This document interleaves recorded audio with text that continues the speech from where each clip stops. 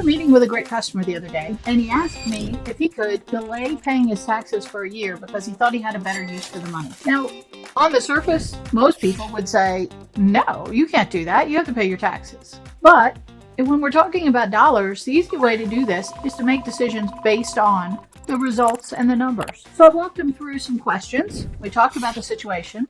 Turns out he has the opportunity to buy a house that is in need of some repairs to be sold. Now that house could be either a quick flip. Maybe he could do the work. He's in a trade where he could do some of the work to improve that price and make some money on the deal. But he also had another idea. He's got some workers who need a place to live. And those workers would love to be able to rent that house from him. It's in a great location, and they would probably take really good care of it since they work for him and he's their landlord. So the question became a little deeper about what would it take to get that house? What would the costs be? And what would he need to get in return to make this a viable deal for him? So we walked through a couple of scenarios and we looked at what the burden would be of buying that house if he used his tax dollars to pay for it. Now he's going to owe about $60,000 come April. If he waited 1 year to pay that, what would that look like? Well, his first thought process was to just guess and to say, okay, I think I'll do this.